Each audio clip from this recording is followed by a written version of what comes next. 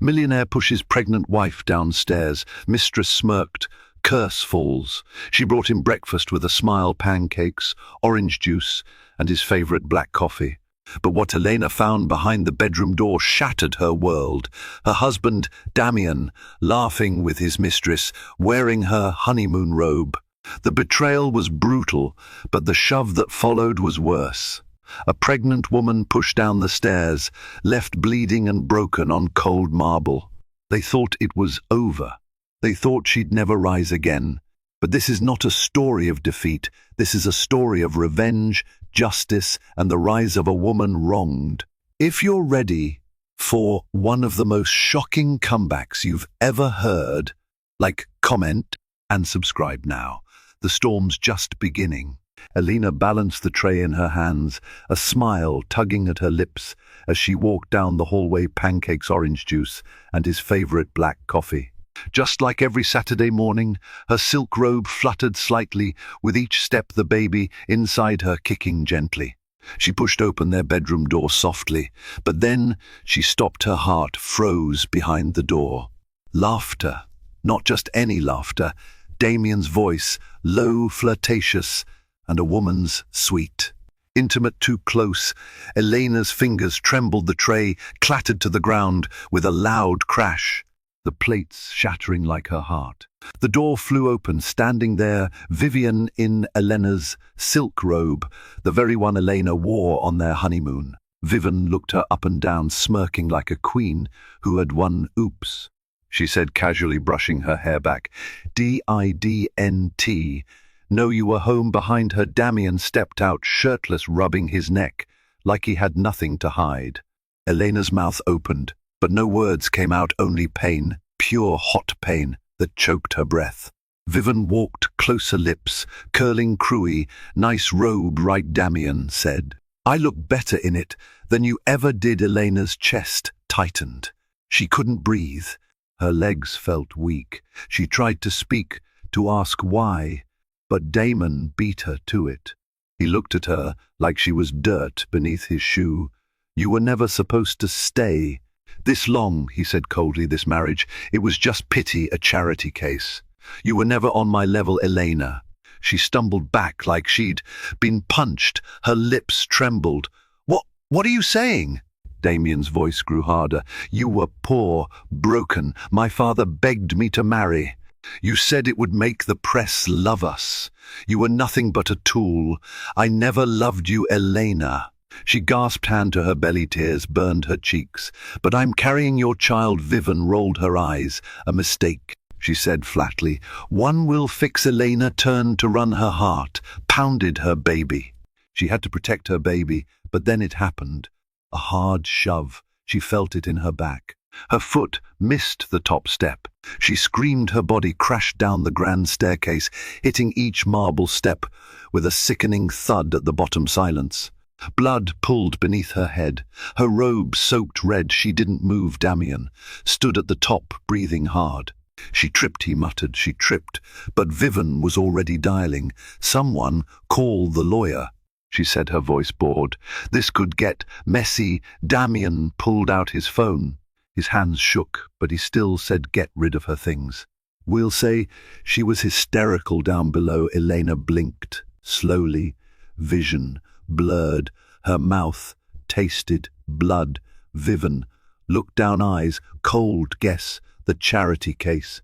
Finally cracked, she said with a laugh.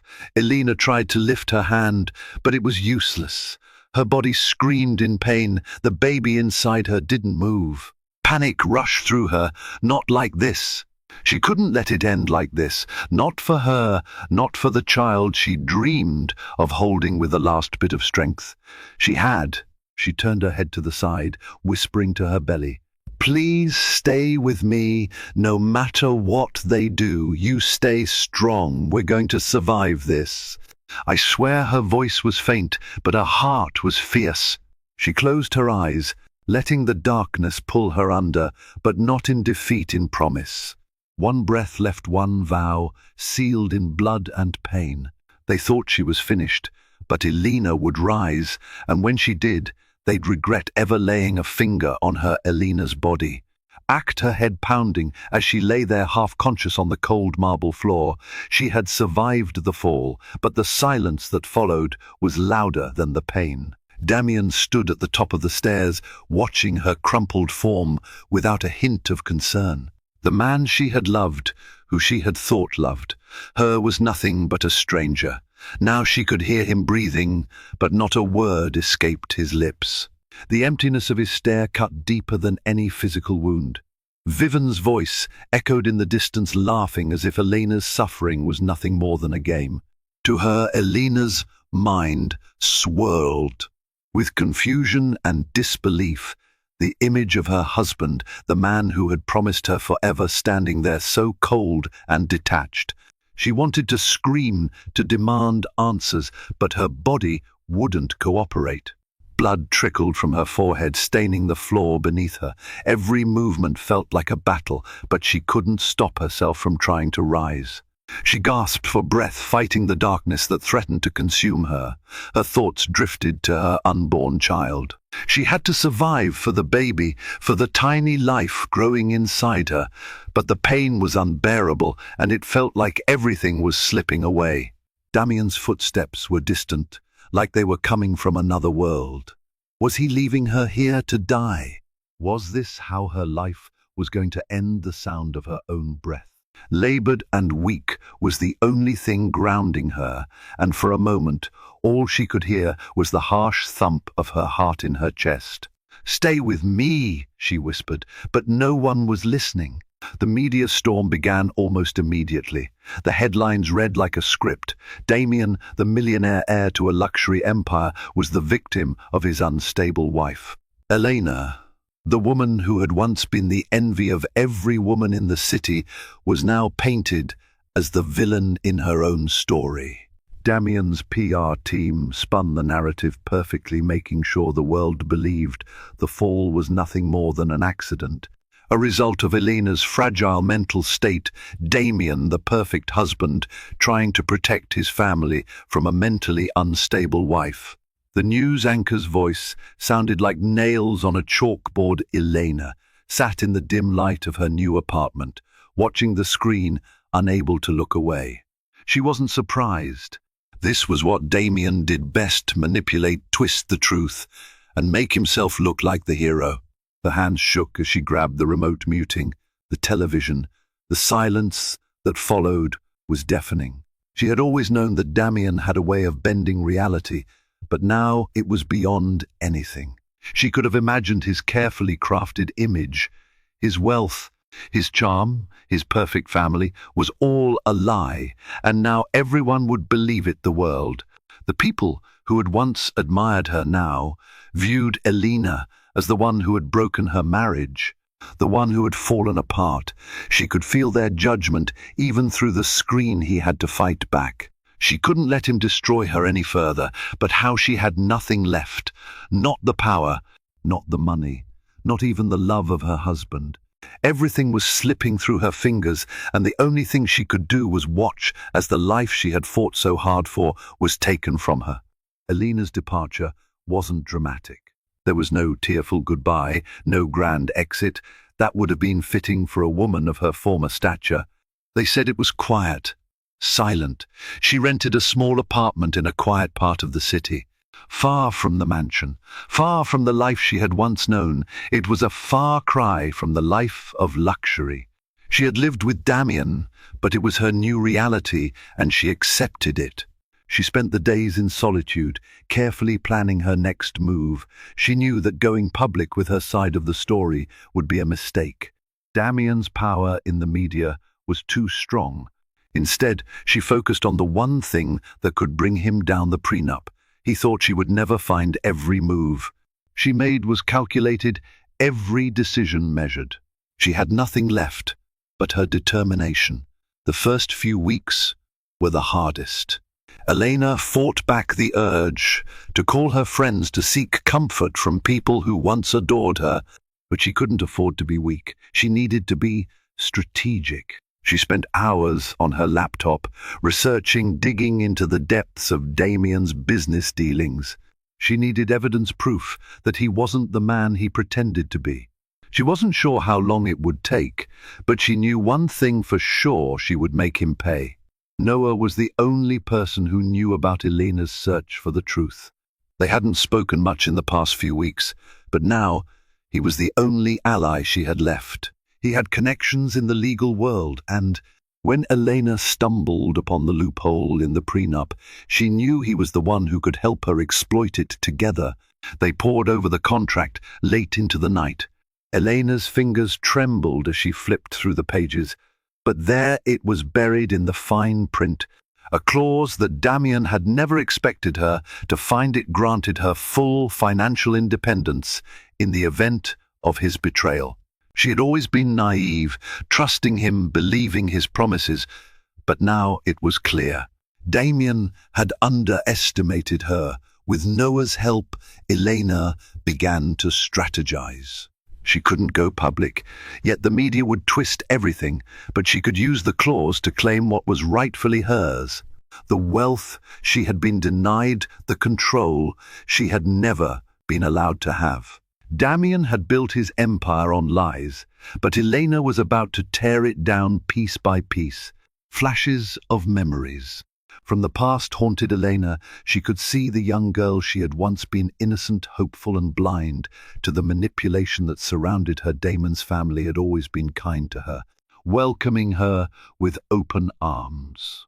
They had known exactly how to play her, how to make her feel like she belonged in their world. But it wasn't real. It was all part of their plan. Flashbacks to their wedding day haunted her, the way Damien's mother had smiled at her with cold eyes. She remembered the small hidden meetings with Damien's father, the way they had subtly pushed her to sign the prenup. It had been disguised as a mere formality, something that all wealthy couples did. But now Elena saw it for what it truly was: a trap, a way to ensure she had no power, no say, no future without Damien. She thought about how they had convinced her that her love for Damien was enough, that they would protect her, but it was all a lie. Her family, her friends, none of them knew what was really going on behind closed doors. She was nothing more than a pawn in their game. Vivian had always been there, lurking in the background, pretending to be Elena's friend, but now Elena saw the truth. Vivian had never been her friend. She had been waiting for the right moment, biding her time, until Elena was weak enough for her to swoop in. And now Vivian wore Elena's life like a new dress, flaunting it for all to see. The tabloids loved. Her Vivian was the perfect woman, beautiful, confident, and now she was Damien's new partner. She replaced Elena in the public eye, spinning the narrative that Elena was obsessed with her husband, unable to let go. It sickened Elena to see the way Vivian played the role so flawlessly, but Elena wasn't fooled. She knew the truth. Vivian wasn't the woman Damien truly wanted. She was a placeholder, a tool to keep up appearances, and the more Vivian tried to erase Elena, the more Elena felt her anger rise. This wasn't just about revenge. It was about reclaiming everything that had been stolen from her. The whispers started almost immediately. Elena had been dropped by her most lucrative brand deals. No one wanted to be associated with the woman whose life had fallen apart so publicly. Her name, once synonymous with elegance and success, was now a symbol of failure. The online world turned against her, calling her delusional, obsessed and crazy. She couldn't look at the headlines without feeling her heart shatter a little more each time. The people she had once worked with, admired and trusted, had all turned their backs on her, siding with Damien and his perfect new life with Vivian. But Noah, ever the loyal friend, refused to let her give up. He kept urging her to fight. You still have a chance. Elena, don't let them destroy you like this. You're better than this. He would say he was right, but it felt like every day the world was working against her. Her reputation was in ruins, and every attempt to rebuild it seemed like another uphill battle. Despite the crushing weight of public humiliation, Elena knew she couldn't let it all end like this. There was more at stake now than her pride. There was the baby she needed to prove to herself and her child that she could rise from the ashes of her broken life. No matter how hard it was, no matter how long it took, she would fight. The world might have turned on her, but she wasn't done yet. Elena's investigation into Damien's empire led her down a rabbit hole of corruption and deceit. It was a dark world, one filled with forged documents, dirty money, and hidden truths. But the more she uncovered, the clearer it became. Damien's wealth was built on lies. There were secret deals under the table, exchanges, and a vast network of shady characters who had helped him build his empire. But the most shocking discovery came when Elena uncovered the link to her own father. Her heart sank as she read through the documents, realizing that her father had secretly funded Damien's early ventures.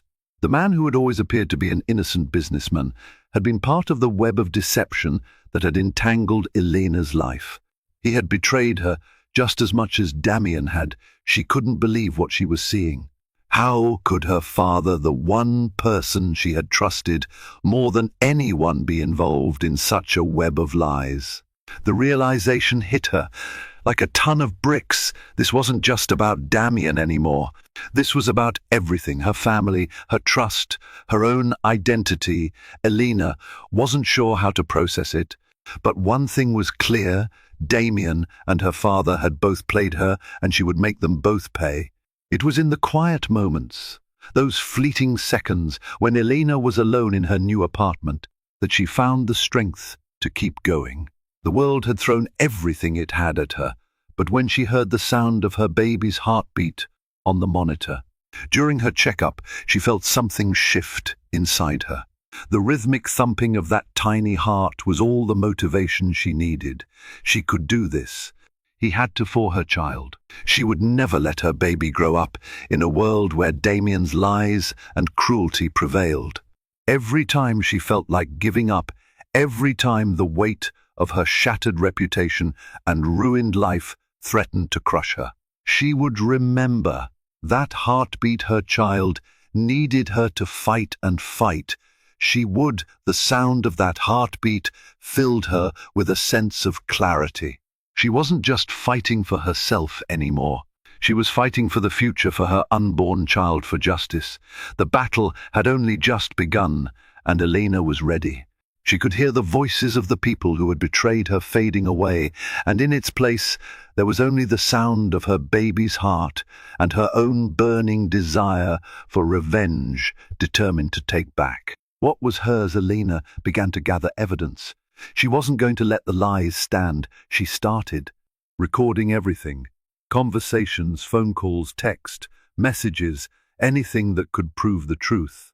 She knew she couldn't trust anyone, not even Noah, no matter how loyal he had been. This was her fight, and she would have to win it on her terms.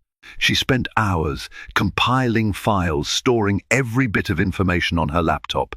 There were documents that could expose Damien for the manipulative, lying man he truly was: contracts, emails, photos, everything she had uncovered about his dirty dealings.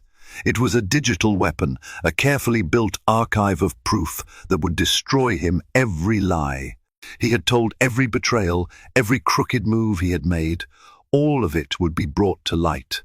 Elena had learned the hard way that no one could be trusted, but the truth, the cold, hard truth, was something that could not be denied. She would use this evidence to ruin him. The world would see him for who he truly was, and she would watch as he crumbled under the weight of his own lies. One evening, Elena was contacted by an old maid who had worked in Damien's mansion. The woman's voice trembled as she spoke, but her words were clear. "I know what happened," she whispered. Elena's heart raced. As the woman continued, she had witnessed everything she knew about Viven's plans, how she had been scheming to take Elena down long before the fall. Viven hadn't just stepped into Elena's life as a mistress. No, she had carefully orchestrated Elena's downfall. The maid revealed that Vivian had been working with Damien, feeding him information and making sure that Elena's every move was monitored.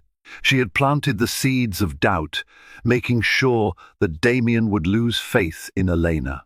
Elena's stomach twisted as she listened. Vivian had been playing a much bigger game than she had realized, but now she had the truth.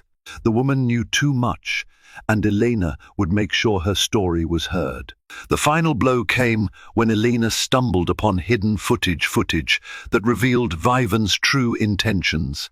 It was a video of her, along with Damien plotting, Elena's downfall, the two of them standing in the shadows, speaking in hushed voices about how Elena would eventually fall and Vivian would rise in her place. Damien stood by, silent, complicit in the plan.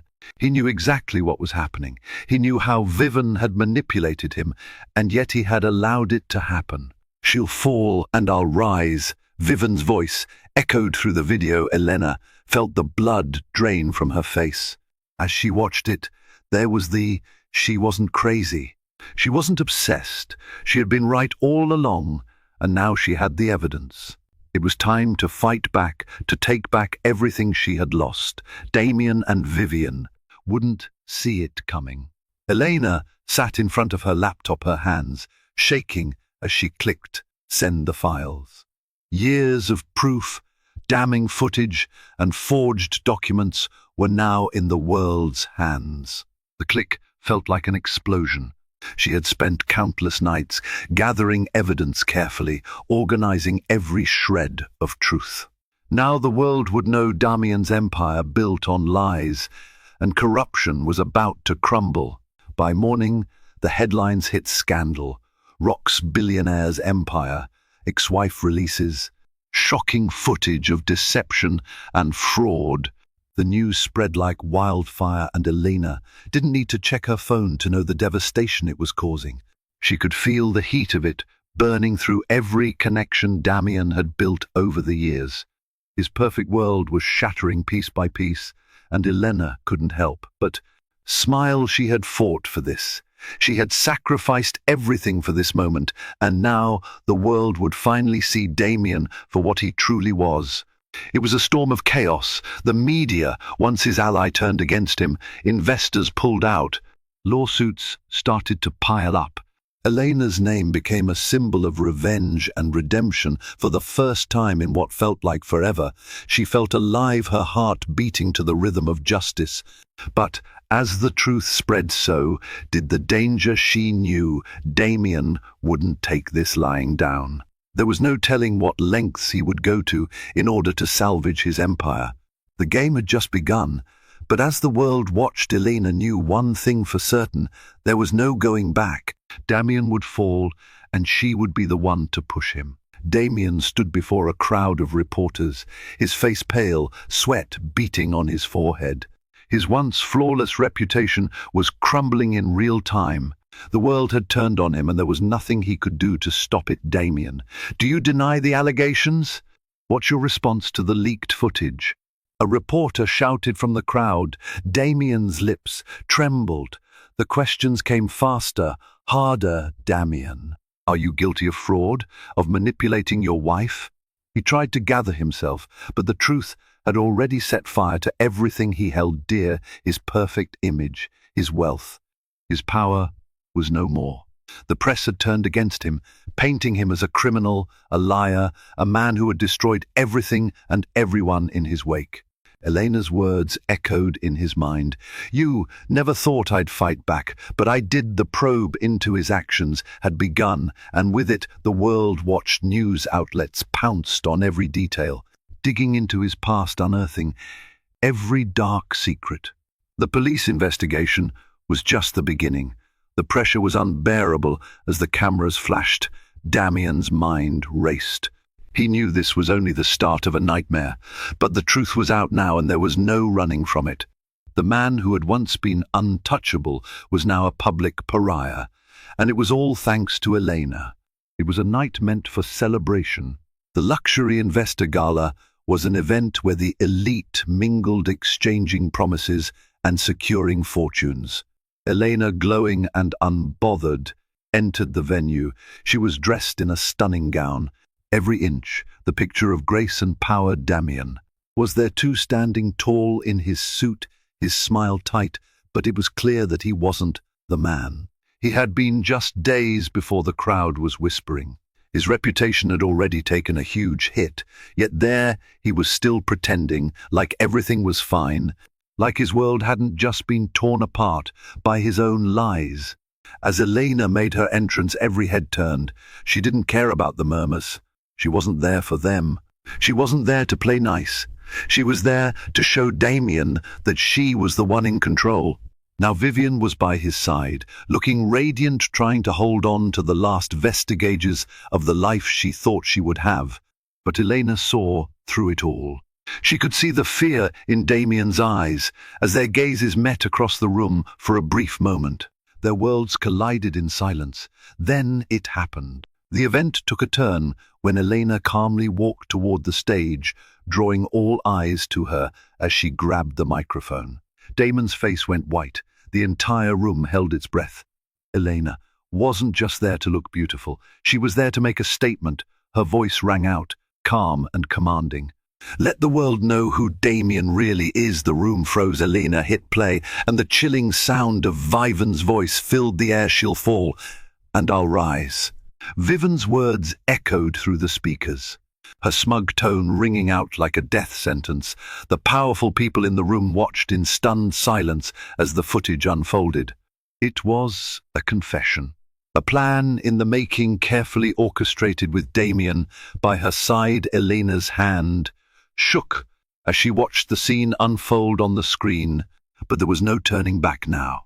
The truth was out, and everyone who had once stood by Damian's side was now witnessing his downfall. Vivian's voice continued. "I've been planning this for months. Elena doesn't stand a chance, Damian, and I will take everything from her." The look of shock on the faces of the investors, the media, and even the employees was priceless. They had no idea the truth would come from the woman they all believed was weak, the woman they had discarded as crazy. But Elena was no longer the woman they thought they knew. She was in control. Now Damian tried to move to stop it, but it was too late. The damage was done. The room was filled with gasps as people began to understand the magnitude of what had just been revealed. And Vivian, she wasn't smiling anymore. Vivian stood up, shaking with fury. Her face turned red as she screamed at Elena, "You think you've won. You think this will destroy me." She lunged at Elena, her hands trembling as she slapped her across the face.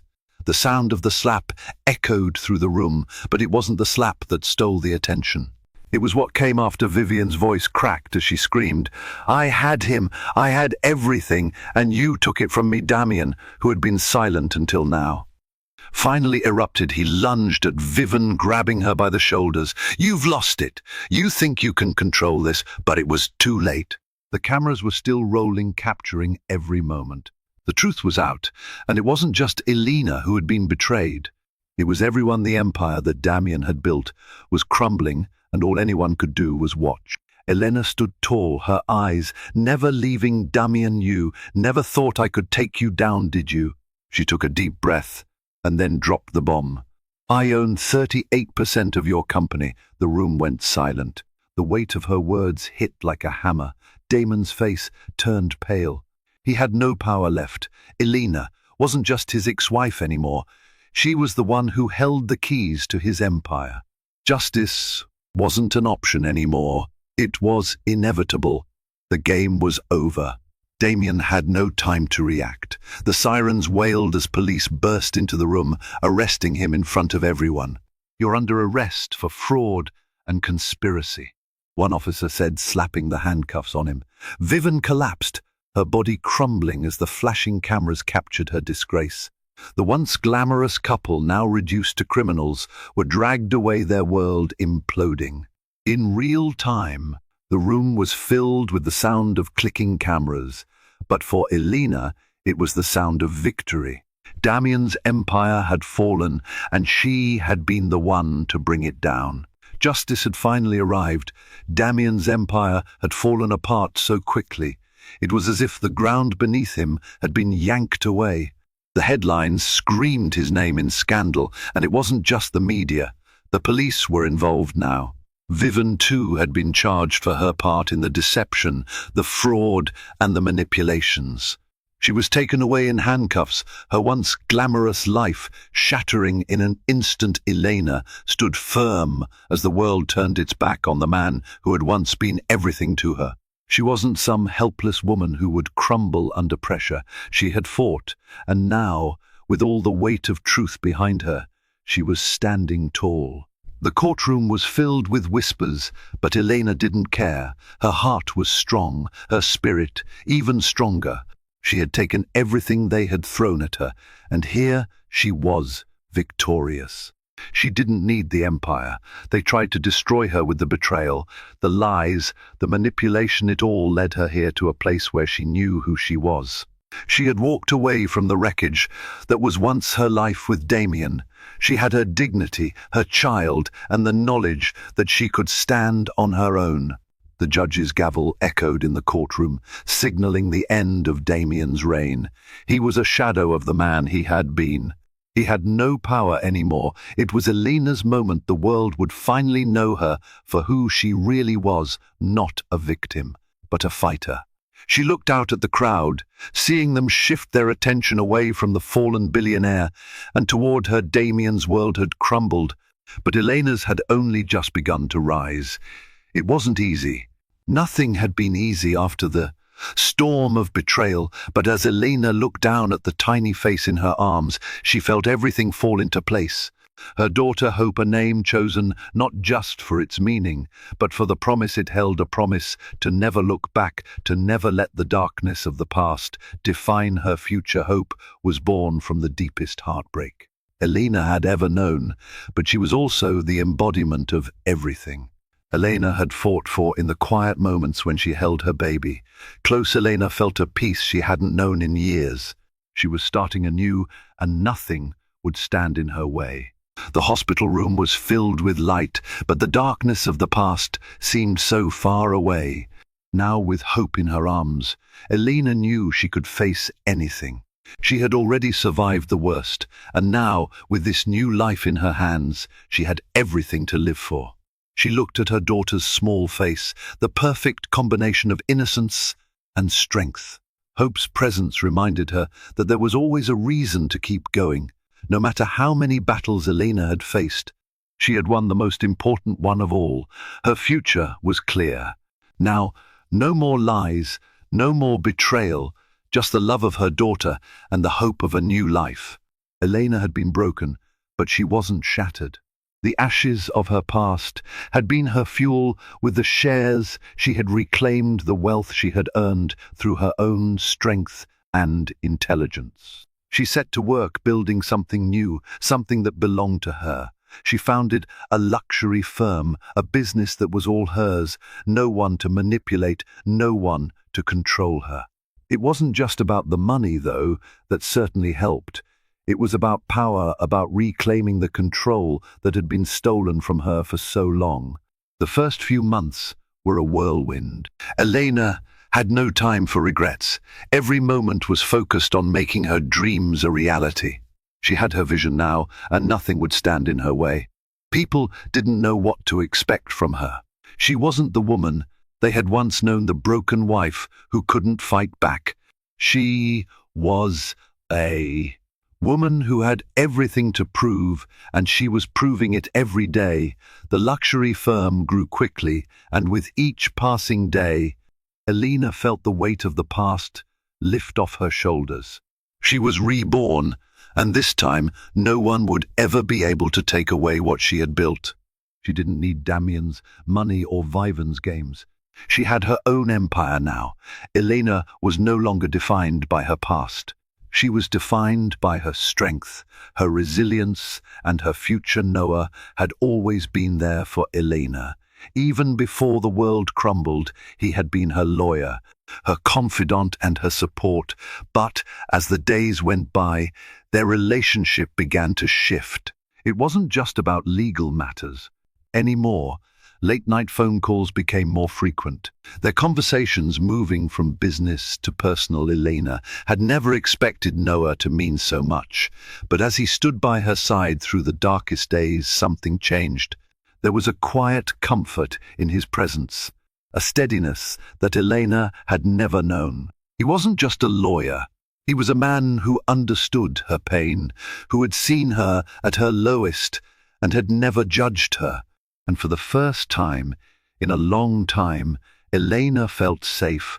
Noah's gaze lingered a little longer than usual, his hand brushing against hers in ways that felt less like friendship and more like something else. Their talks, once filled with legal jargon and business strategy, now carried a depth that neither of them could ignore. Elena had spent so much time rebuilding her life. She hadn't realized how much she had come to rely on Noah, but now, as he sat beside her, offering his strength and support, she realized that he was no longer just a lawyer. He was someone who had slowly become much more, but she couldn't let herself think about it. Yet there was still so much to do, still so much to prove. But as she looked at Noah, a part of her felt like, maybe, just maybe, she wasn't alone anymore. Vivian's life had ended, at least in the way she had known it. She was sentenced, and the public was hungry for justice. Her once glamorous lifestyle was nothing more than a distant memory. Now the woman who had once been the queen of luxury and deception was now in prison, paying for the crime she had committed. Damien, too, had faded into infamy, once adored by millions. Now he was just another man whose empire had been built on lies. The public had turned on him, his power, his wealth. It was all gone, reduced to whispers and headlines.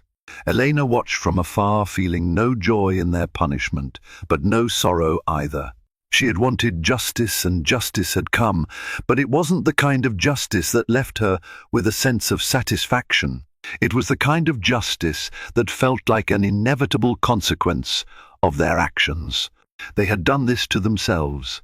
She had been the victim, the one who had suffered the most, but now she was free from the chains they had bound her with. She had moved on her life in a different place, a place where she was no longer haunted by the ghosts of Damien and Vivian. She had no need for revenge anymore. What she had now was peace, and that was more than enough. Elena walked into her new home, her heart swelling with pride. It was everything she had ever dreamed of, beautiful, peaceful, and hers. No more chaos, no more fear, just turn Noah and hope. She took a deep breath, feeling the weight of the past finally lift. It was over. The war, the betrayal, the heartbreak, all of it was behind her now, and she was finally ready to start fresh. She looked down at Hope, asleep in her arms, and then at Noah. He stood next to her, a quiet strength in his eyes. There was something about him that felt like home as they stepped further into the house. Elena whispered, softly, let's design a new life from the ground up. There was no looking back, no more wondering if things would ever get better. They already had. The future was waiting for them, full of endless possibilities. Elena had fought for this moment, and now she was going to live it. Her past had shaped her, but it no longer defined her. She was no longer the woman who had been broken. She was the woman who had rebuilt her life from the ashes, and now she was ready to create something beautiful. This was her new beginning, and nothing could take that away from her. Damien lost his empire. Vivian lost her freedom. But Elena, she gained everything. Her daughter, her dignity, and a legacy of strength built from ashes. No amount of power or money could stop the truth from coming out. She didn't just survive, she rebuilt. She conquered, and she never looked back.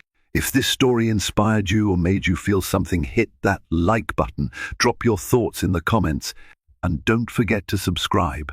We bring you stories that remind us all, karma is real, and so is the strength of a woman who's had enough.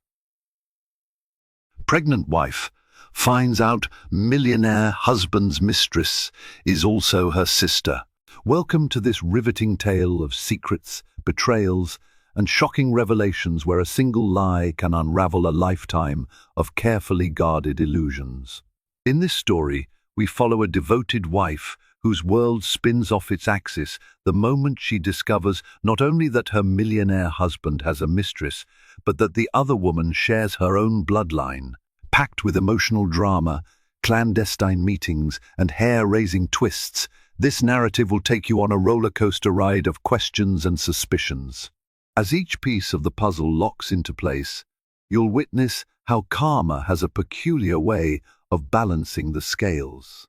Buckle up and prepare to be spellbound by this tumultuous journey. Before we dive in, if you're new here, don't forget to subscribe and hit that notification bell so you never miss an update. If you're excited about this story, let us know. If you enjoyed the video, press 1. If not, press O. Your feedback really inspires me to gather more uplifting and meaningful stories. Clarissa always prided herself on being a keen observer, someone who could detect the subtlest changes in a person's tone, notice the faintest flicker of discomfort in someone's eyes. And so, in the golden warmth of her private dressing room one morning, as she gazed at the framed photographs of her and her husband, Emerson, a tiny voice in her mind, refused to be silenced. It was the voice that told her something was off. They had been married for 3 years, and they were about to welcome their first child. The entire world should have felt perfect, but it didn't. There was a nagging sense of unease lurking right below the surface.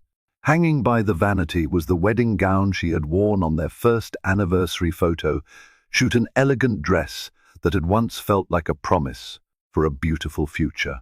She remembered how he had looked at her that day, a mixture of pride and desire in his gaze. But nowadays, the way Emerson looked at her was different. He was distant, consumed with business calls at odd hours, perpetually lost in thought. And once, a scent of expensive perfume lingered on his clothes that was definitely not hers. Little did she know that this faint whiff of perfume was about to burst open a Pandora's box of secrets that would change her life forever. That very same evening, Clarissa set out to get some clarity, determined to find answers rather than nurse her suspicions in silence. She dressed in a simple yet elegant maternity dress, a soothing peach color that complemented her warm complexion. Before heading to the living room, she prepared a pot of chamomile tea, hoping its gentle aroma might calm her nerves. Outside the windows of their modern estate, the city lights glimmered, and somewhere in the distance, she could hear cars bustling along the street. The hush of their sprawling mansion made her heartbeat sound twice as loud, pounding in her ears. She found Emerson in his study, hunched over piles of documents and scrolling through spreadsheets on his laptop. A single desk lamp cast a sharp pool of light across his face. "Emerson," she said softly, stepping into the room. He looked up, startled. Her eyes flickered across his desk, noticing an embossed invitation to a high-profile charity gala at the Four Seasons Hotel in New York, an event she hadn't heard about. How odd that he hadn't mentioned it, given how they used to attend such galas hand in hand. He quickly closed his laptop, forcing a smile. The flicker of discomfort in his gaze confirmed the warnings in her mind. Something was definitely amiss. She wanted to confront him directly about her suspicions, but something held her back, as though an invisible hand cautioned her. Instead, she murmured, "We need to talk later," and left with her teacup trembling in her grasp. Nighttime brought neither rest nor solace. Clarissa, lying awake in the plush bed that once felt like a sanctuary of love, found herself replaying every suspicious moment over the past few months.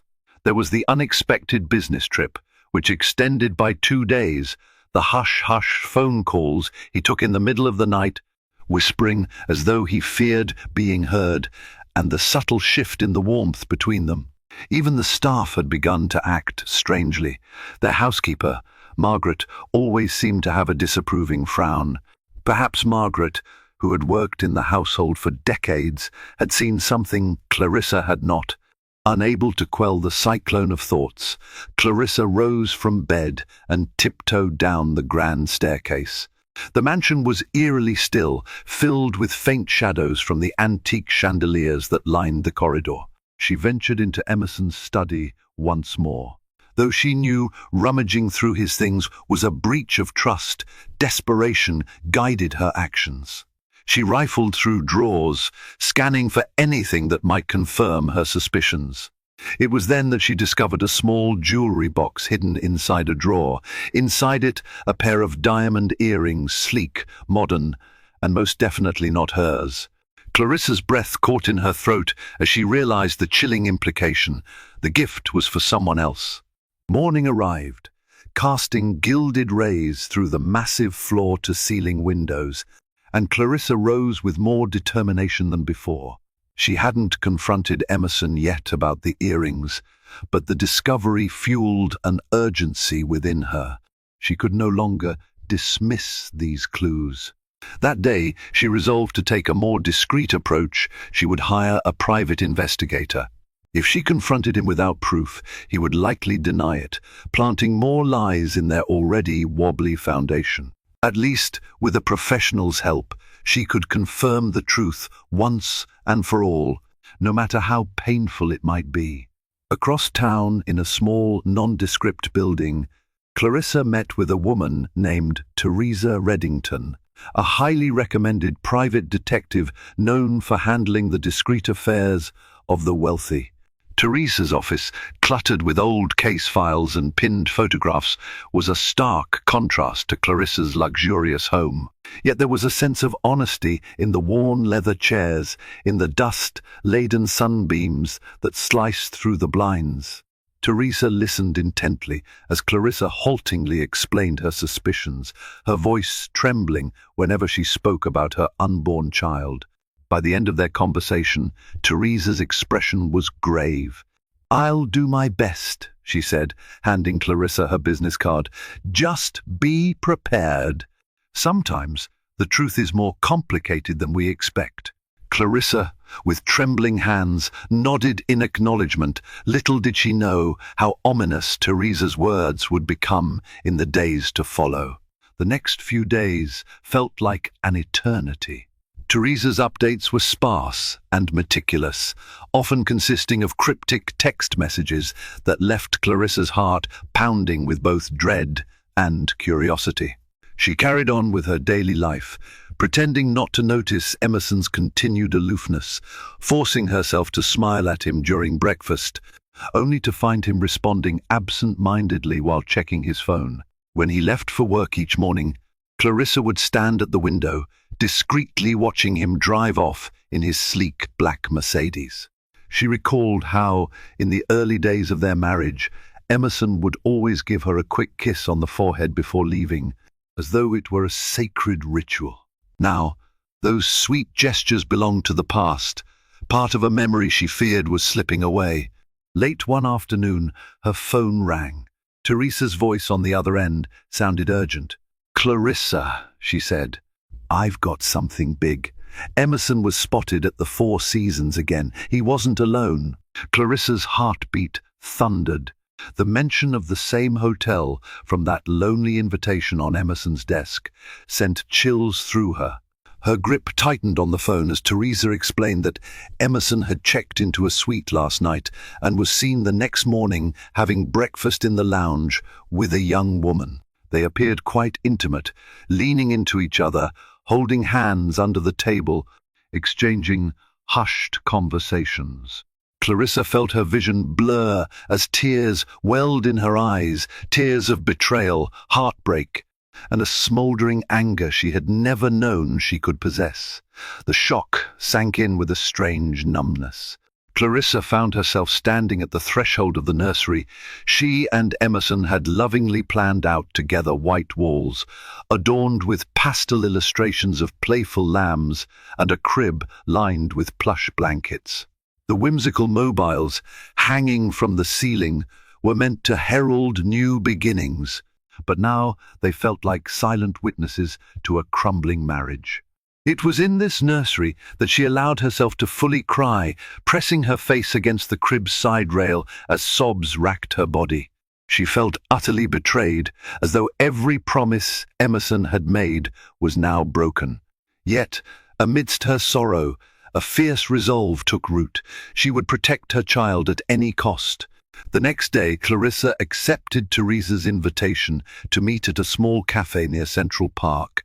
Over the hum of quiet chatter and the aroma of fresh coffee, Teresa slid an envelope across the table. Inside were photographs of Emerson at the hotel, with a woman who looked unsettlingly familiar.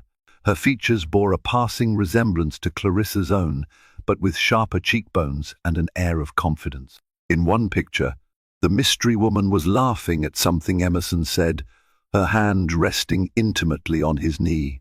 Another photograph showed them getting into an elevator together, presumably heading up to a suite.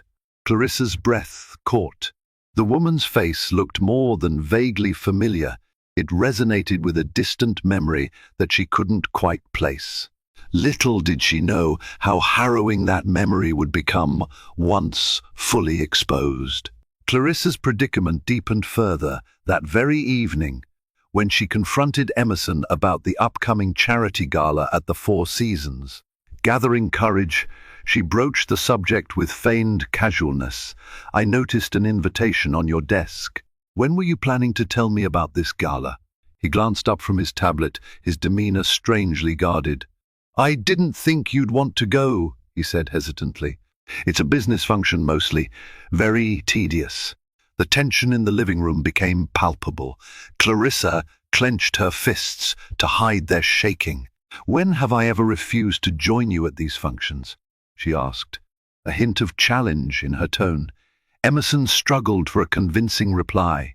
His mouth opened and closed. Finally, he mumbled something about not wanting to stress her during her pregnancy. Clarissa almost laughed in disbelief. That was the least plausible excuse he had ever offered. Yet she decided to let it pass, determined to catch him in the act rather than tip him off. If he was taking his mistress to the gala, she planned to make an appearance as well, even if he didn't invite her. With her heart pounding, Clarissa resolved to play a dangerous game of subterfuge, fervently hoping the risk would bring her the truth she desperately sought. The day of the gala arrived, and Clarissa orchestrated her attendance with utmost secrecy. She informed Emerson that she would be resting at home, letting him believe she was too exhausted for social events. In reality, she had arranged with Teresa to attend incognito. Late in the evening, Clarissa slipped into an exquisite emerald green gown that accentuated her growing baby bump. She caught sight of herself in the mirror, a mix of anger, heartbreak, and determination all reflected back at her. If this was to be the night of revelation, she wanted to walk into that ballroom with her head held high, no matter what scandal might unfold. Stepping out of a hired town car, Clarissa felt her nerves erupt in chaos. The Four Seasons Hotel dazzled with brilliant chandeliers in the grand foyer where wealthy patrons mingled in designer suits and gowns, sipping champagne from crystal flutes. Clarissa entered quietly, scanning the crowd for any sign of Emerson. Her gaze flitted from group to group, each knot of conversation filled with laughter and gossip. And then she spotted him near the grand staircase, engaged in a hushed conversation with the woman from the photographs. The woman had striking, silky hair swept into a chignon, a luxurious diamond necklace gracing her collarbones. Clarissa felt her stomach twist in an agonizing knot. She was face to face with the living confirmation of her nightmares.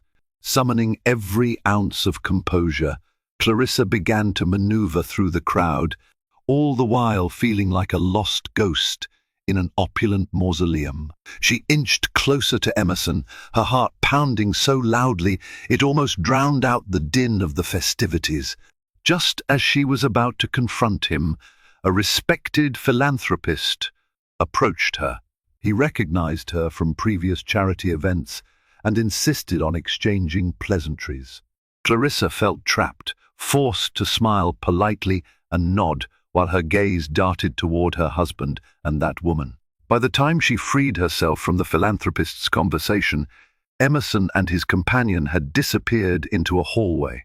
Desperate to find them, Clarissa moved deeper into the hotel's corridors, guided by the recollection that the suite-level ballrooms lay behind the main banquet hall. She walked past gilded mirrors and plush carpeting, checking each side door. Finally, she heard the murmur of voices behind a half-open door. Taking a breath, she peeked in and froze at the sight. Emerson was standing alarmingly close to the mystery woman, his hand on her waist, an intimate tension radiating between them. Clarissa steeled herself. If ever there was a moment to catch them, it was now. She pushed open the door and stepped inside. The woman turned first, locking eyes with Clarissa, and in that instant, time seemed to stand still. Recognition flared like lightning in the woman's eyes, sending a jolt of chilling déjà vu straight through Clarissa's soul. Emerson reeled back, sputtering with shock at the sight of his wife before him. The other woman stood rigid, her lips parted, searching for words. For a moment, the three of them were locked in a silent tableau, a twisted triangle of tension and betrayal. Then Clarissa turned her gaze on the woman, and a wave of confusion washed over her. "I know you," Clarissa whispered, her voice quivering. Memories flickered like images in a broken kaleidoscope. A certain teenage girl with the same intense eyes, glimpses of faint recollections at a family gathering long ago. It felt like her mind was unraveling. The woman's name slipped from Emerson's lips, Genevieve. At once, Clarissa remembered. Genevieve was a name that had lingered in the distant corridors of her childhood. Clarissa's father had once let slip that he had another daughter, but that had been overshadowed, quickly hushed up as part of a family scandal that was never fully explained. Reality slammed into Clarissa with brutal force. This wasn't just her husband's mistress, it was her half-sister. The crushing betrayal stole the air from her lungs, leaving her trembling. Emerson reached for her arm, babbling excuses. "It's not what you think. I can explain." But Clarissa felt nausea grip her. She wrenched free, stumbling backward. This was worse than any nightmare she could have imagined. In a dazed rush, Clarissa fled the room, nearly tripping over her gown. She could hear Emerson calling after her, but she was already down the hall, her feet pounding on the plush carpet. People in formal attire glanced curiously as she ran past them, tears streaming down her face. No one dared to stop her. Outside the hotel, the cool night air lashed at her cheeks. She fumbled for her phone, mind swimming with disbelief. This was beyond an affair. It was an unspeakable betrayal that twisted her entire past into something monstrous. She demanded her driver come immediately, desperate to escape the suffocating glitz of the hotel. Once in the car, she gasped for breath, pressing a trembling hand against her abdomen, worried for her unborn child. She dialed Teresa's number, but the call went to voicemail. Feeling both isolated and shattered, Clarissa ended the call and stared out the tinted window as the car pulled away. The city's neon lights blurred past. She couldn't stop replaying that moment when recognition dawned Genevieve's face, so like her own, wearing the same paternal lineage. It felt as though her entire world had collapsed into that single, horrifying second. She pressed her forehead against the window's cool glass, tears still burning her eyes, uncertain of how she would ever pick up the pieces. Back at the mansion, Clarissa staggered through the grand entrance, half expecting Emerson to come barreling in behind her. But he didn't. She could only assume he was still at the hotel, entangled in explanations or damage control. She wandered aimlessly from room to room, feeling like an intruder in her own home. The rooms felt cavernous, echoing with an emptiness that gnawed at her heart. Finally, she sank onto the couch. In the study, the very place she had found the damning jewelry box. She tried to rationalize the unthinkable. How did Genevieve come into Emerson's life?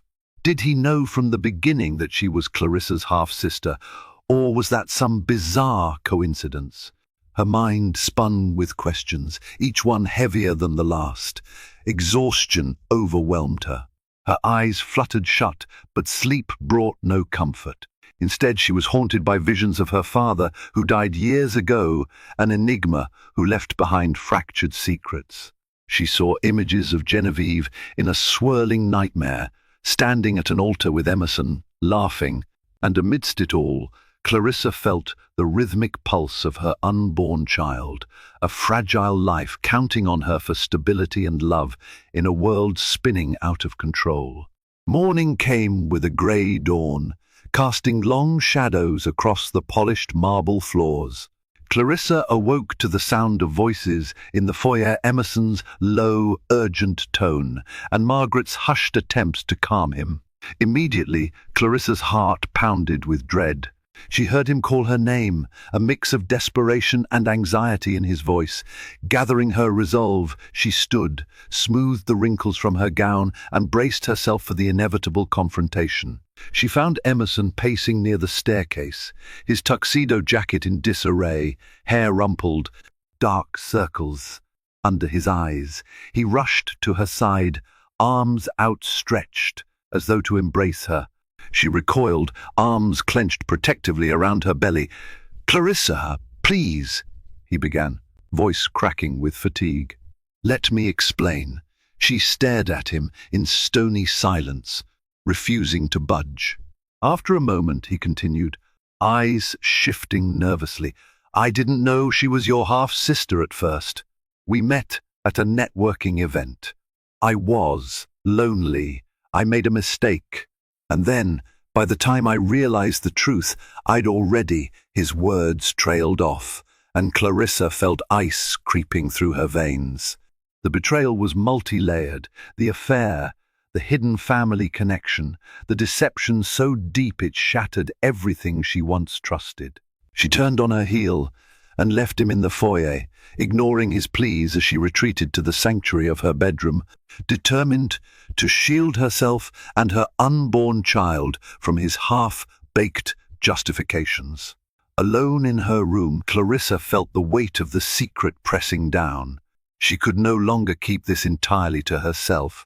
Though her social circle was filled with fair-weather acquaintances who thrived on gossip, she had one friend she trusted with her life, Beatrice, her best friend since college.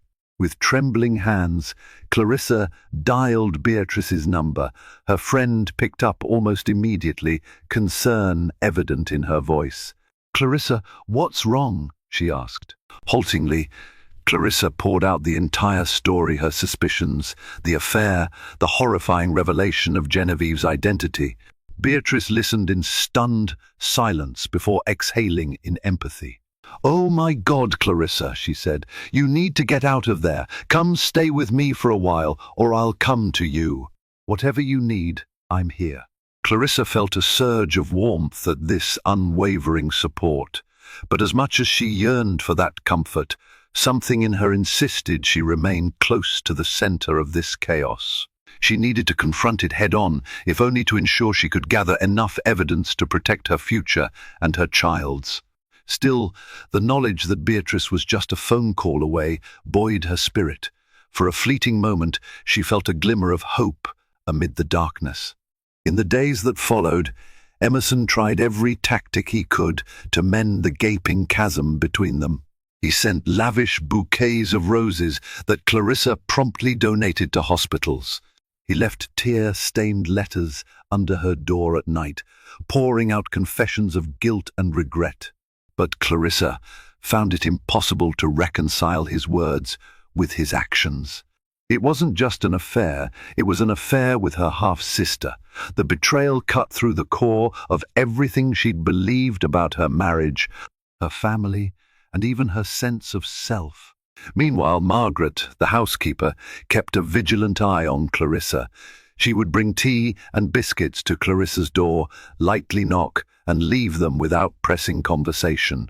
One afternoon, unable to bear the solitude any longer, Clarissa invited Margaret in for a brief chat. The older woman sat by her side, gentle compassion shining in her eyes. "I don't want to overstep, but I can see you're hurting," Margaret murmured. "I've served in this household for decades, through your mother-in-law's time and now yours. And I've seen secrets tear this family apart." Clarissa's lip trembled. "You knew?" Margaret lowered her eyes. "I suspected Mr. Emerson was seeing someone, but never would I have imagined. That woman was your kin." The sorrow in Margaret's voice was raw, a reflection of Clarissa's own heartbreak. At least she wasn't alone in this harrowing knowledge anymore. Unable to rest, Clarissa once again turned to Teresa for help. This time, her request went beyond mere surveillance. "I need to know more about my half-sister," she told Teresa over the phone. "I need to understand how Genevieve came into my life. My father never acknowledged her publicly. Was she raised by her mother? Where has she been all these years?" The desperation in her voice made Teresa promise a deeper investigation. If Clarissa was to confront Genevieve, if she was to untangle the madness, she needed facts, not just gut-wrenching revelations. She felt an odd longing to know the woman who was her blood relative, even as she despised the affair that threatened her marriage.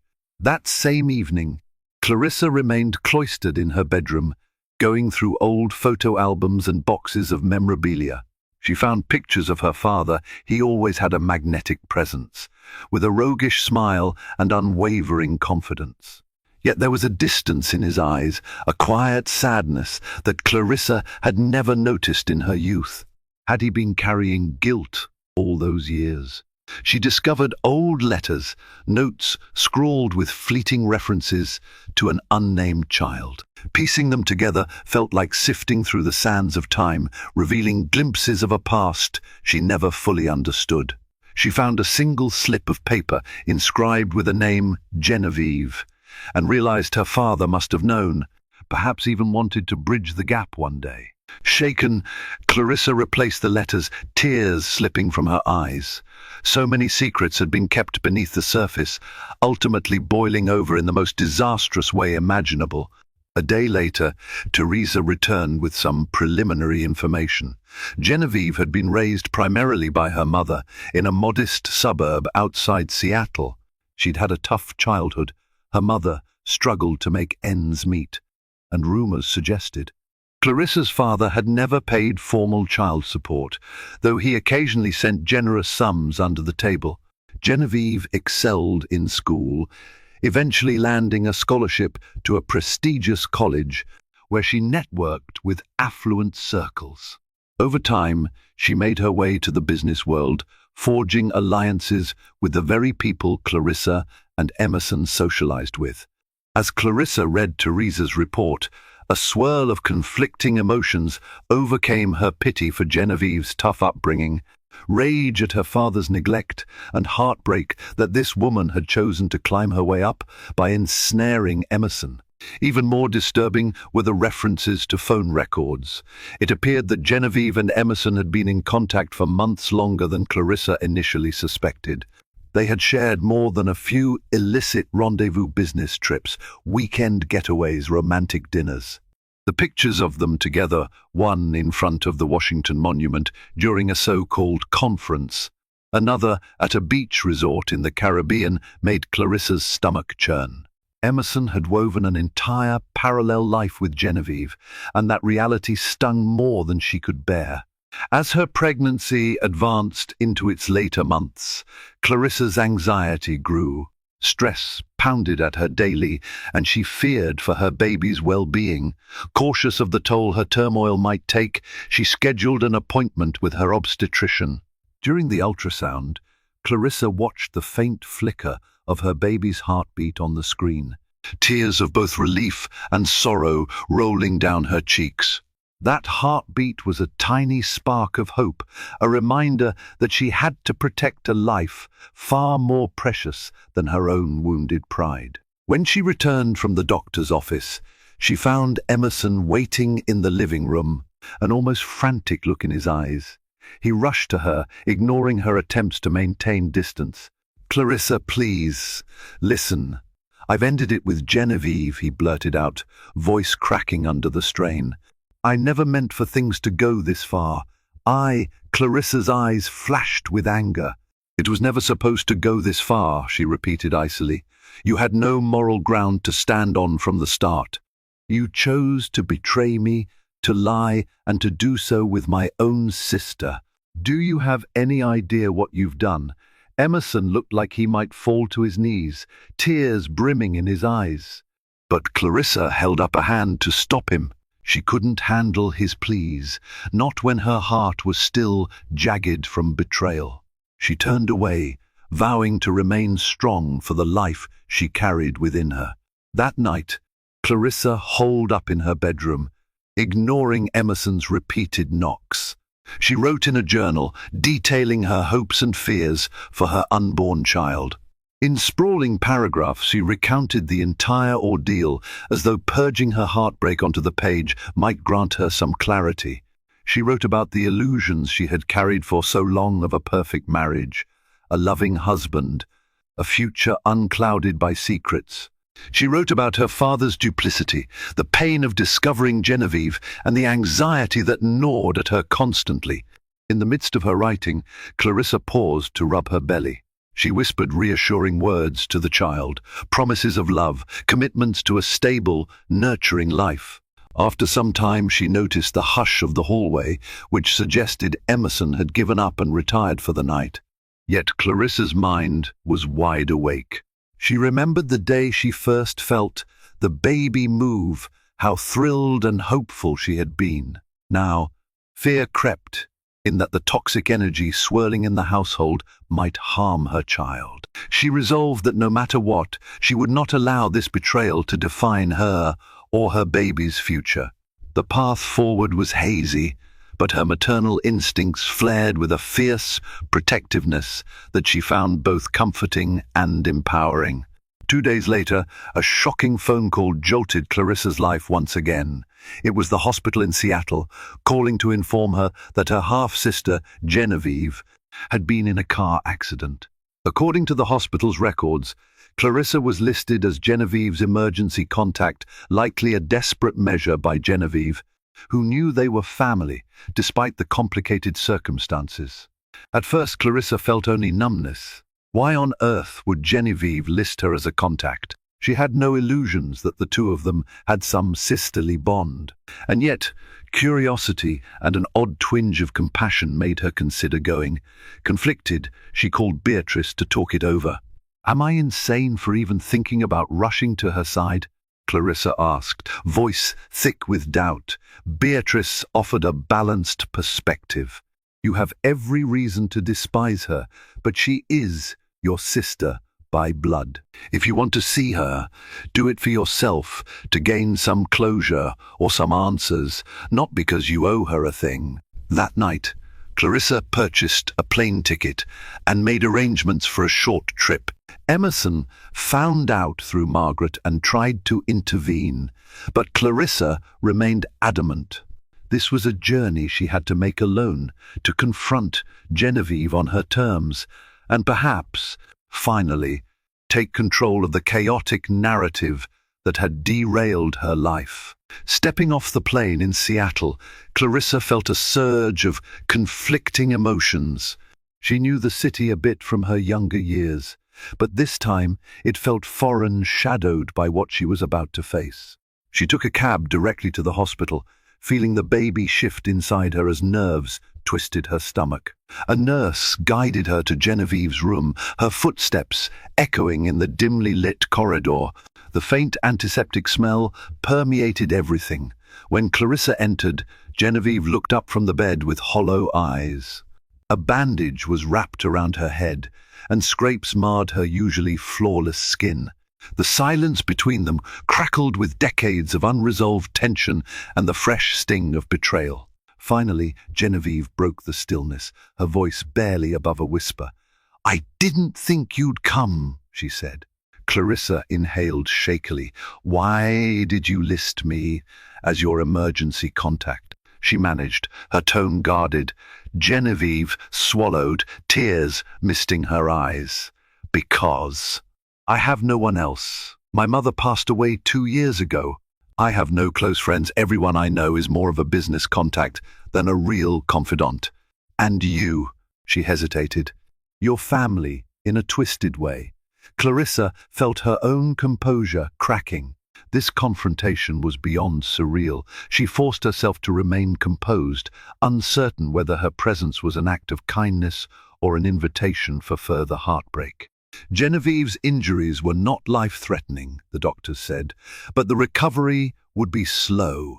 Clarissa stood at her bedside, arms folded across her chest, listening as Genevieve quietly explained the accident. She had been driving late at night, apparently consumed by guilt and heartbreak over her affair with Emerson.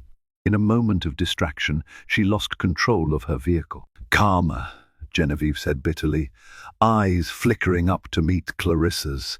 "The first suppose it's cosmic retribution for what I did to you." Clarissa didn't respond right away. Rage still simmered inside her. Genevieve had played a hand in nearly destroying her marriage, and moreover had desecrated the bond of sisterhood before it could even form. Yet seeing Genevieve so vulnerable and alone, Clarissa also felt a pang of empathy. It was a strange emotional tightrope, the desire to hate her versus the empathy that sprouted from their shared DNA and shared paternal abandonment. She drew a breath, pressing a hand gently against her belly. "What I want," Clarissa said softly, "is answers. Did you know who I was from the start? Did you target Emerson because he was my husband?" Her words weren't merely accusations, they were heartfelt pleas for the truth. Genevieve's eyes brimmed with tears again. "I suspected," she admitted, voice thick. "At first, I didn't know you and Emerson were married. But when I saw your photograph in his wallet one day, I realized you looked just like me. I asked questions. I did some digging. I found out the connection. But by then she faltered, I couldn't stop. I was stupid, selfish." Her confession hung in the cold hospital air, intensifying Clarissa's inner turmoil. Before Clarissa could press further, a nurse entered the room to check Genevieve's vitals, halting their confrontation. Clarissa stepped out into the hallway, her mind swirling. She leaned against the pale green wall, eyes closed, struggling to process what she'd learned. Genevieve had known for quite some time, and still she had continued with the affair. It was a betrayal that defied logic, yet the heartbreak in Genevieve's expression, the regret in her voice, wasn't easily dismissed. While she stood there, Clarissa's phone buzzed. It was Beatrice checking in. "How is it going?" she asked softly. Clarissa exhaled. "It's complicated," she replied. "I'm furious with her, but I feel sorry for her. She's so alone. And now I know she's been carrying the burden of being our father's secret daughter." That had to hurt. Beatrice listened empathetically, then cautioned Clarissa to stay true to herself. "Feeling pity for her doesn't mean you should excuse everything. Focus on your own healing, Clarissa." Hanging up, Clarissa nodded to herself. She couldn't allow her empathy to overshadow her need for closure and self-preservation. After a brief respite, Clarissa returned to Genevieve's room. The younger woman regarded her warily, as if bracing for condemnation. Clarissa pulled a chair closer to the bedside and looked Genevieve in the eyes. "You owe me more than an apology," Clarissa said, her voice steady. "You owe me the truth about why my father never contacted me about you. I found old letters, scraps of paper that hinted at your existence, but he never told me outright." Genevieve let out a long, shaky sigh. "My mother didn't want me to be part of his life. She despised how your family dismissed us, so she raised me on her own, but sometimes he'd send money or letters. He even visited once or twice when I was small. He promised me that one day he'd bring me into the fold, but then he died, Tears slipped down Genevieve's face.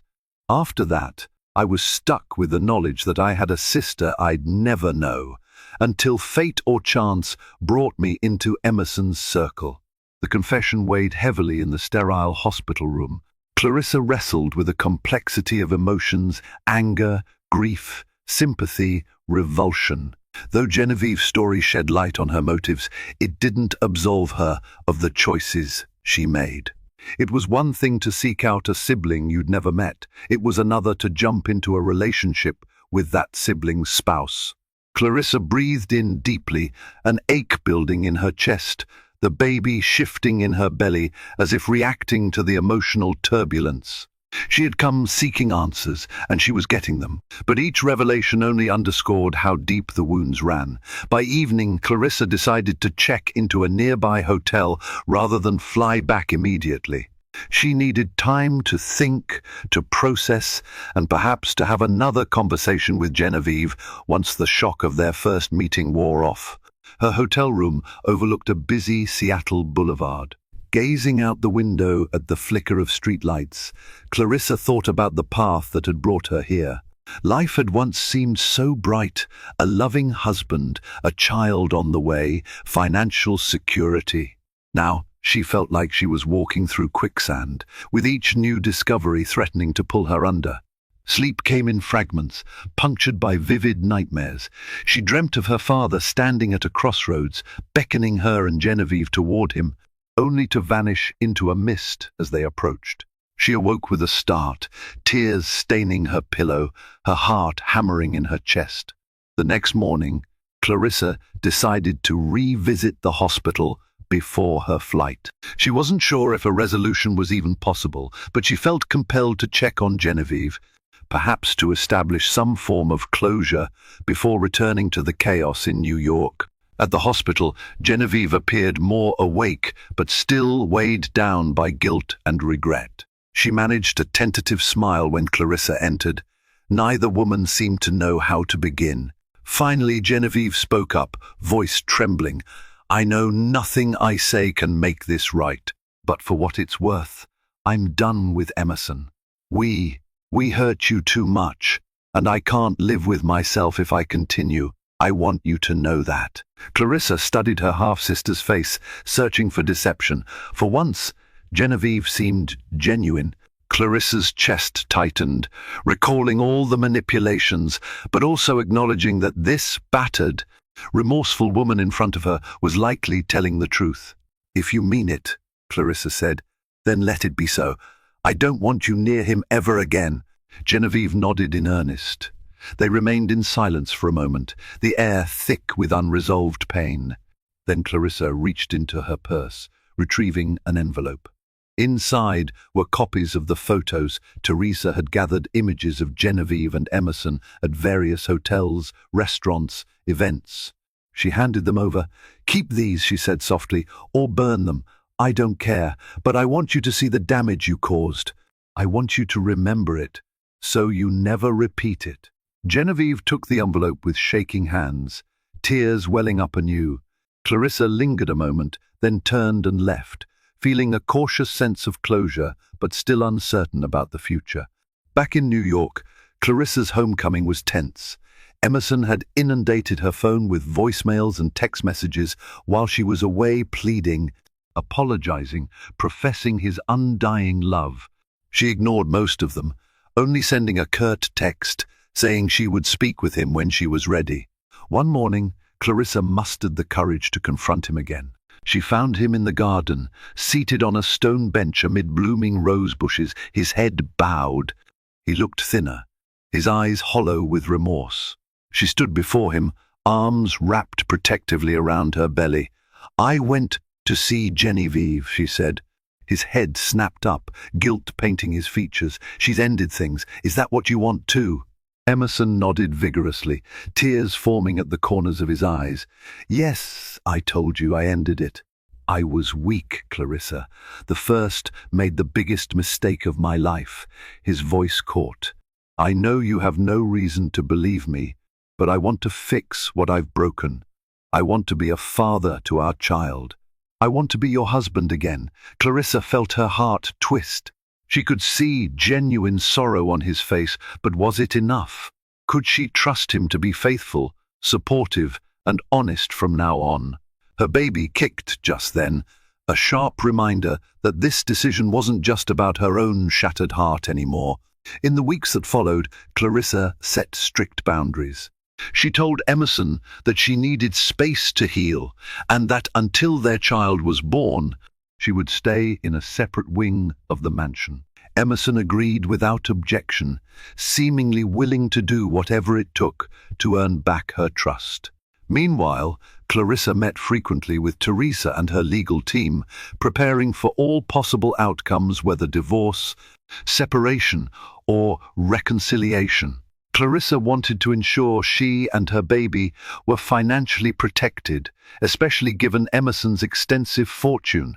During this period, Emerson began attending therapy sessions on his own. He invited Clarissa to join, but she declined initially, feeling too raw to discuss her private pain in front of a stranger.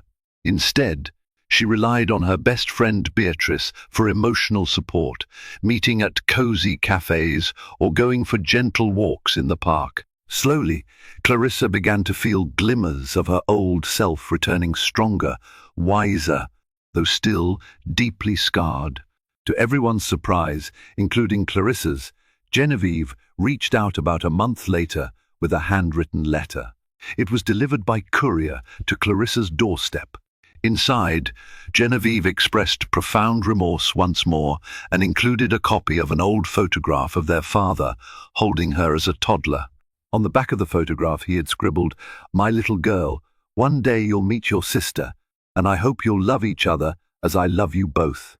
The words felt like a knife twisting in Clarissa's heart. Their father's secret dream had been for them to be sisters in the truest sense, but the path that had brought them together was an abomination of that hope. Genevieve wrote that she was moving away from New York permanently, seeking a fresh start somewhere far from the scandal and heartbreak. She enclosed a phone number, saying Clarissa could call any time if she ever wanted to build a different kind of relationship in the future. Clarissa showed the letter to Beatrice, uncertain of how to feel. "It's a complicated gesture," Beatrice said gently. "She might genuinely regret everything, but you're under no obligation to forgive." Clarissa sighed, folding the letter back into its envelope. Maybe time and distance would heal the wounds, or maybe it wouldn't. For now, all she felt was the dull ache of what might have been had their father chosen transparency over secrecy. Meanwhile, as Clarissa's due date approached, Emerson gradually regained her ear, if not her complete trust. She allowed him to accompany her to some prenatal appointments, more for their child's sake than for his. At one such appointment, hearing the steady whoosh of the baby's heartbeat, Emerson's eyes filled with tears, and he gently brushed Clarissa's hand with his fingers. She allowed the contact, though she felt a storm of conflicting emotions, sadness for what they'd lost, fear of future betrayals, and a reluctant hope that maybe, just maybe, he could redeem himself as a father. On the drive home, Emerson ventured to speak about the future. "I've signed an agreement," he said quietly. "If you want a divorce, you'll be more than comfortable, and the baby will be taken care of. I won't contest anything, but I'm praying you'll give me another chance." Clarissa stared out the window, tears creeping up at the corners of her eyes. He was being uncharacteristically selfless, which only made the decision harder. Part of her wanted to cut ties forever, to vanish and start anew. Another part recognized the complexities of their situation. A child would bind them for life, and perhaps, beneath all the betrayal, she still loved him, a shard of devotion that refused to vanish completely. At last, the day arrived. Clarissa woke in the early morning hours, the sky still dark, with sharp contractions. It was earlier than her due date, and panic clawed at her. She struggled to stand, feeling her water break. Immediately she rang the emergency bell that alerted the household staff. Emerson came running from across the mansion, disheveled and pale with fear. Without hesitation, he guided her to the waiting car, instructing the driver to race toward the hospital. During the frantic ride, Clarissa clutched Emerson's hand, each contraction racking her body with searing pain. She had no choice but to rely on him in that moment, letting her anger and mistrust fade into the background as primal fear took over. At the hospital, doctors and nurses rushed her into a delivery room, hours blurred by in a haze of agony, anticipation, and adrenaline. Emerson stayed by her side, coaching her breath, wiping her brow with a cool cloth, whispering words of encouragement. Finally, with one last monumental effort, Clarissa felt the release, and then the fragile cry of a newborn filled the room. Tears streamed down her face as the nurse placed their tiny daughter on her chest. She was overwhelmed with a love so fierce it consumed every cell of her being. She looked up at Emerson, who was sobbing openly, his hand shaking as he caressed their daughter's delicate head. For one transcendent instant, all the pain, lies, and betrayals faded into the background, overshadowed by the miracle of new life. The immediate days after their daughter's birth were a tumult of sleepless nights, diaper changes, and emotional whiplash. Clarissa stayed in a private suite at the hospital, her newborn resting in a bassinet beside her. Emerson rarely left the room, constantly hovering, tenderly holding their baby, singing lullabies in a soft, trembling voice. He insisted on doing everything he could, helping with feedings, rocking the infant to sleep, even changing diapers with a clumsy but determined hand. Clarissa watched him in silence, struggling to reconcile this devoted father with the man who had shattered her heart. She found herself crying unexpectedly at times, hormones making her emotions more volatile. One afternoon, while Emerson cradled their sleeping baby, Clarissa broke down in tears. He approached her gently, placing his free hand on her shoulder. "I'm so sorry," he whispered, voice thick. "I know it will take a miracle for you to trust me again. I just hope that someday." He trailed off. Clarissa sobbed harder, her heart torn in conflicting directions. She wanted to cling to the hope that the father of her child could truly change, but the scars of betrayal loomed large. Sleep-deprived and emotionally raw, she could only cling to the baby's small, perfect form as her anchor in this storm. Eventually, Clarissa returned home with the baby. The staff greeted them with a subdued warmth, aware of the fragile situation. Emerson had set up a beautiful nursery adjacent to Clarissa's bedroom, complete with plush rugs, musical mobiles, and a glider for late-night feedings. It was an oasis of pastel calm in a house that had witnessed so much strife. Slowly, a new routine took shape: midnight cries, early morning cuddles, sunlit afternoons, napping or reading beside the crib. Clarissa still kept some distance from Emerson emotionally, but she allowed him to share parenting duties, sensing that their baby deserved both parents' involvement. One day, a package arrived without a return address. Inside was a small hand-knitted baby blanket and a brief note for my niece. "I'm sorry for everything, Genevieve." Clarissa felt her heart constrict, tears threatening again. She had nearly forgotten about Genevieve since the whirlwind of childbirth. She tucked the blanket away, uncertain whether to use it. Part of her wanted to tear it to shreds in anger. Another part was touched by the gesture. In the end, she set it in a drawer, deciding that time would tell how or if Genevieve factored into their child's life. Meanwhile, rumors swirled in their social circle. Word of Emerson's affair with Clarissa's half-sister leaked out, though the exact details remained murky to most. Some acquaintances distanced themselves, either out of discomfort or disapproval. A few bold ones tried to pry for salacious details, only to be met with Clarissa's icy silence. One evening, Clarissa received an invitation to a ladies' brunch, hosted by a well-known philanthropist. She declined, not yet ready to face the world's scrutiny or endure false sympathy. She felt safer in the haven of her own home, focusing on her daughter's well-being.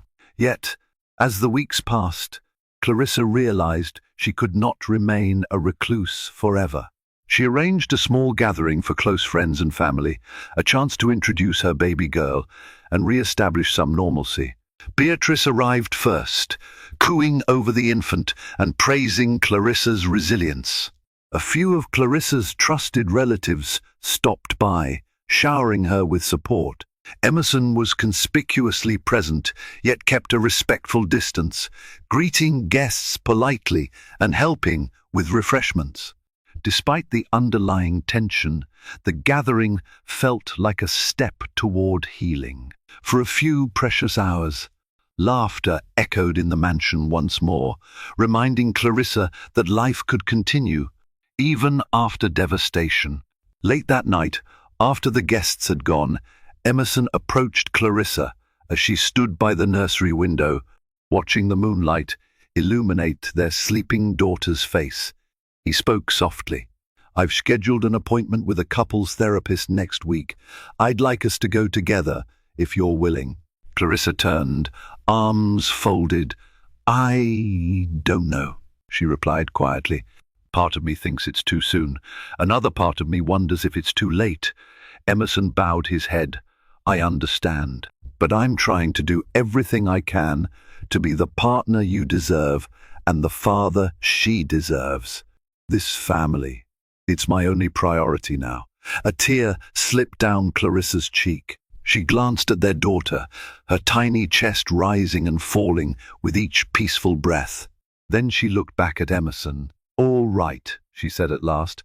"We'll try therapy." She didn't promise any particular outcome, but the fact that she agreed to attend was more than a gesture. It was a sliver of hope. She sensed that if there was any path forward, it had to be forged through honesty, introspection, and the willingness to confront the messy, painful truth of how far they had fallen from grace. In the weeks that followed, therapy became a pivotal fixture in their lives. The sessions were grueling at times, each question peeling back layers of resentment, disappointment, and deep-seated insecurities. Clarissa found herself trembling with rage during certain sessions, especially when recounting the magnitude of Emerson's betrayal. Emerson, for his part, spoke openly about the pressures he had felt: familial expectations, corporate responsibilities, and a gnawing fear of never being enough. While his explanations didn't justify his actions, they at least shed light on how he had spiraled into the affair. Their therapist, a patient woman with a soothing voice, guided them to address not just the affair, but also the secrets that had festered in both their upbringings: Clarissa's father and his hush-hush daughter, Emerson's controlling mother who drilled into him the importance of success at any cost. Confronting these buried traumas was akin to pulling out thorns embedded beneath their skin. Yet each extraction, painful as it was, allowed for the possibility of healing.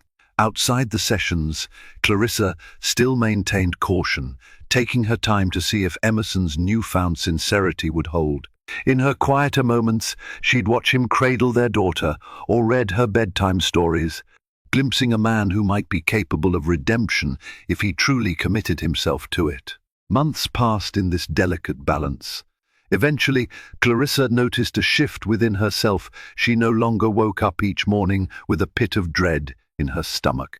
The baby grew stronger, more aware, giggling at silly faces, clutching at Emerson's fingers in fascination. Sometimes Clarissa felt a pang, remembering how swiftly her own father had lied and disappeared from her life when it came to Genevieve. She wanted to spare her daughter that kind of confusion. As the infant reached milestones rolling over, sitting up, babbling, Clarissa and Emerson found fleeting moments of genuine joy. Through therapy, Clarissa learned to recognize the lingering trauma, but also to be open to slow, cautious forgiveness if Emerson's actions consistently matched his words. One crisp autumn afternoon, they decided to take their daughter to Central Park for a stroll. Bundled in a tiny jacket, the baby blinked up at the rustling leaves and the sky. Clarissa held the stroller handle while Emerson walked beside her, arms occasionally brushing. They spoke quietly, reflecting on how different life had become. "I'm not the man I was," Emerson said. "I've made sure my entire team knows if I ever so much as consider stepping outside our marriage again, they have to slap sense into me." It was an attempt at humor, but Clarissa saw the underlying sincerity. She gave a small smile. "I appreciate that." She still had her reservations, but it was a moment of warmth in a long, cold winter. Around this time, Clarissa received another letter from Genevieve, a longer one. In it, Genevieve provided more details of her new life. She had relocated to a quiet coastal town, found a modest job, and was living in a little cottage near the water. She wrote that she was focusing on rebuilding herself and grappling with the guilt of her past actions. One paragraph stood out: "I don't expect forgiveness or even a response, but I want you to know I'm trying to become someone you could, one day, be proud to call a sister." Clarissa read and reread those words, her emotions conflicted. She tucked the letter into a drawer, uncertain how or if she should respond. Still, something about the tone of the letter nudged Clarissa's heart. The parallels between their lives were uncanny. Both had been raised by parents who kept secrets. Both were left grappling with the fallout of those choices, and both had found themselves entangled in a fiasco that no one could have predicted. Eventually, Clarissa decided to pen a short response, acknowledging Genevieve's letter and expressing tentative hope that, in time, they might find a way to heal. It was a risk, but Clarissa felt it was a small step toward breaking the destructive cycle of silence that had plagued their family for so long. As the holiday season approached, Clarissa and Emerson faced a new series of tests: family gatherings, public appearances, and the unspoken question of whether they would present a united front or keep their distance. They chose to host a holiday dinner at their mansion, inviting only close friends and immediate family. Beatrice came early, helping Clarissa set up a whimsical winter wonderland in the foyer and dining room. The night was filled with cautious laughter, shared memories, and the occasional pointed question about how they were really doing. Clarissa offered measured answers, maintaining honesty without delving into painful details. Emerson hovered protectively, making sure Clarissa and the baby were comfortable.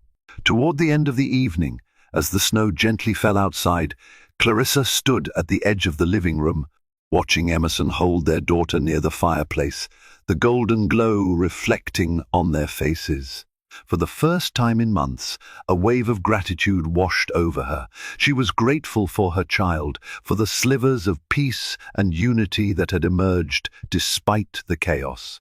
She had survived heartbreak so profound it nearly shattered her, and she was still standing. More than that, she was finding the strength to forgive, not only for Emerson's sake, but for her own. Perhaps, she realized, karmic retribution didn't always need to be a violent, catastrophic event. Sometimes the retribution was in the learning, the forced humility, and the chance to be better than one's darkest mistakes. Time marched on, bringing with it incremental changes and cautious hope. Clarissa discovered she possessed resilience she never knew existed.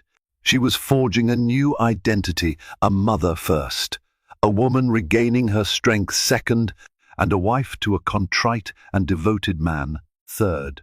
Emerson, for his part, continued therapy and never missed an appointment. He created a trust fund for their daughter that Clarissa oversaw, giving her a sense of security. He also transformed how he managed his business, delegating responsibilities so he could spend more time at home. Their mansion, once an echo chamber of secrets, gradually blossomed into a place of purposeful togetherness. One crisp morning, Clarissa awoke to find Emerson standing by the nursery window, their daughter in his arms, watching the sunrise. The pink and orange light bathed them both. Clarissa joined them quietly, resting her head on Emerson's shoulder, their daughter nestled between them. It felt like a delicate peace had taken root. The betrayal hadn't disappeared, but it no longer defined them. The seeds of healing, sown through painful honesty and daily efforts, were beginning to bear fruit. Karma had taken an unexpected form indeed. It was not swift vengeance or a dramatic downfall, but rather the long, slow burn of remorse and the daily labor of rebuilding trust.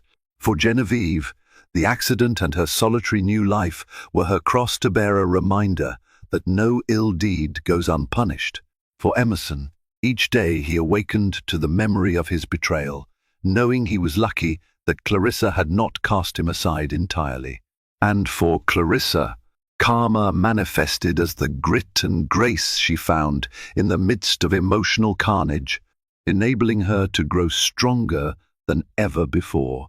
Though the relationship between sisters was tenuous, a door had been cracked open. Perhaps, in time, they might rewrite their family's fractured history. On a sunny afternoon, Clarissa sat in her garden, cradling her daughter while Emerson read a children's book aloud.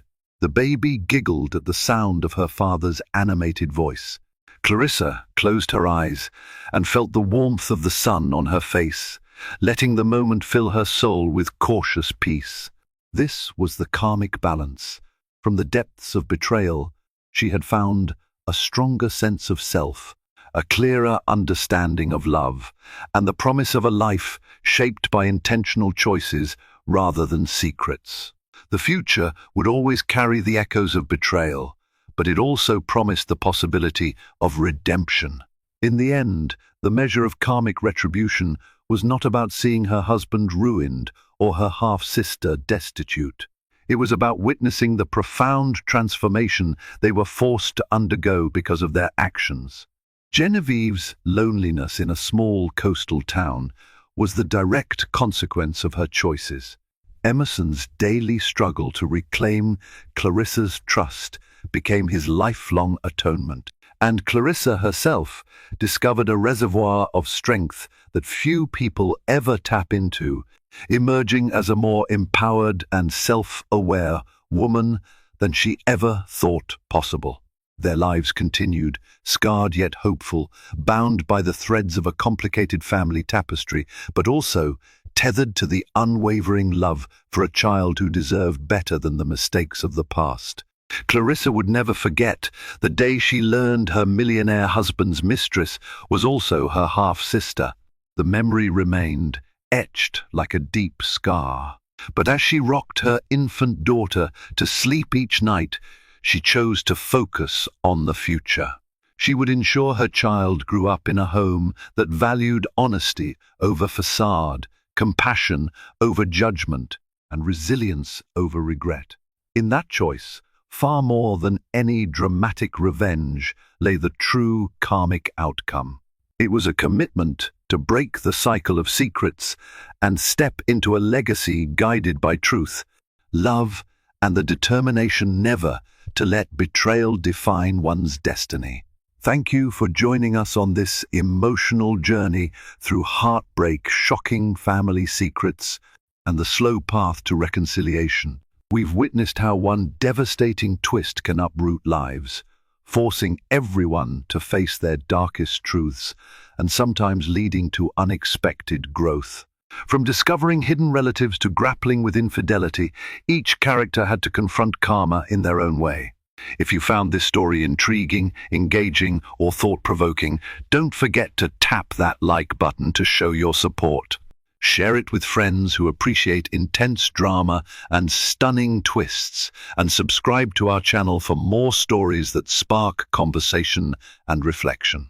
Your engagement helps us continue to create compelling content just for you.